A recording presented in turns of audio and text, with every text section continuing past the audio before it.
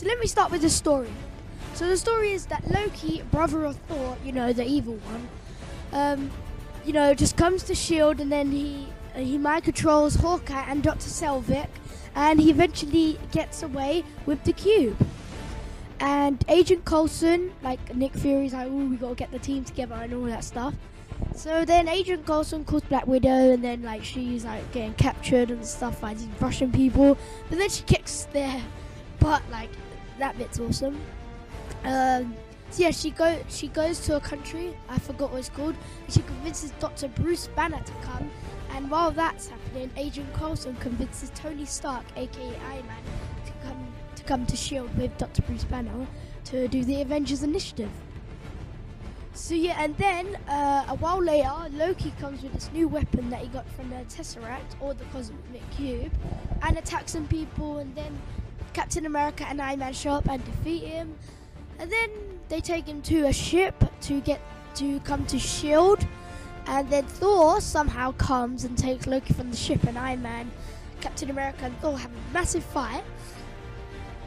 And then Thor comes to S.H.I.E.L.D. and then they have all this stuff, and then later on Loki attacks the S.H.I.E.L.D. helicarrier, and while that is happening the Hulk is unleashed, and also Black Widow fights Hawkeye. Also in this part of the film, Agent Coulson dies when trying to stop Loki, so it's pretty... But then Thor fights the Hulk when attempting to stop him, and then after they go on Hulk fight and all that, Thor gets tricked by Loki, and then gets sent down to this field in this little box thing. I don't know what it is, and yeah, Hawkeye gets turned back good after the fight, and Dr. Bruce Banner,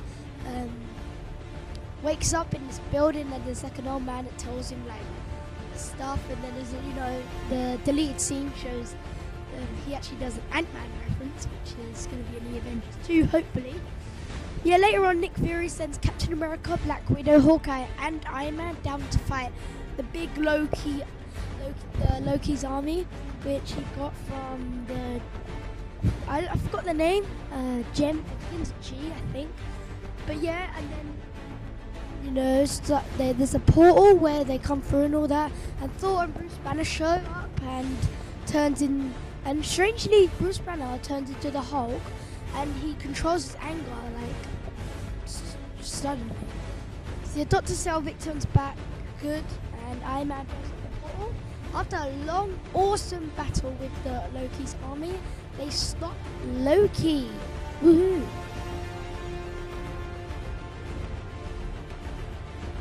The story is amazing about Loki getting the army and mind controlling Hawkeye.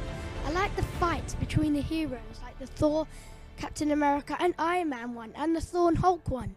However, some bits are unexplained, like how Thor got to Earth and how Bruce Banner controlled the Hulk after the helicarrier incident. The actors have done a very good job.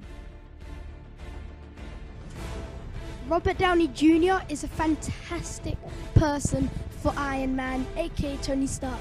Makes a bunch of jokes and overall a great Tony Stark. If it wasn't for Robert Downey Jr., I think the Iron Man film wouldn't be as popular, but I still think the films would be good. Chris Evans plays the first Avenger once again and does an excellent job. I didn't really like him as Johnny Storm in the Fantastic Four movies, but he does a very good Captain America. Like in the first film, how he's so, like, he's proud of himself and all that, and he still is that in this movie. Like, he questions Tony Stark a lot of times, but he's still cool. Tom Hiddleston is a very good choice for Loki, as he was in the Thor movie. He portrays the character very well with the evilness and stuff. He is a fantastic villain. He kept me at the edge of my seat of what he's going to do next and stuff. Jeremy Renner as Hawkeye is a kind of good performance. It would have been better if he had a bigger role in the movie.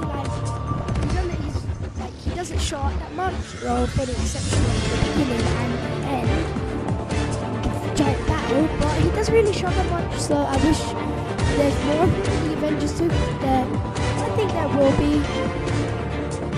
But the biggest character as Bruce Banner, he is an excellent choice. I don't know who's better between him and Edward Norton, but I think he did a very good job. When he turned into the Hulk, he transformed and stuff. This was a very good choice for that. And you know who else did a good job?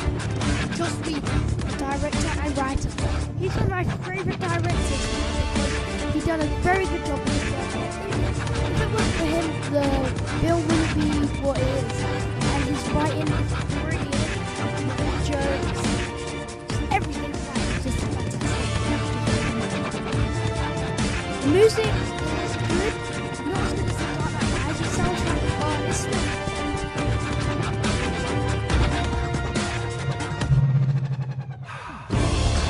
So my overall thoughts on the movie is this is my favourite superhero movie. So very actors are excellent and the director. The soundtrack isn't the best, it's still superb. The story is the best. Full of action, drama, and comedy. That's what I like about the Marvel. Even though there are explained bits, it's still a fantastic movie. Really recommend you go to see it when you can't even see it. Get on YouTube. Avengers Assemble. Just definitely watch it. I give this movie 10 out of 10. Full marks. It's really awesome. First movie review. Other movie reviews are coming.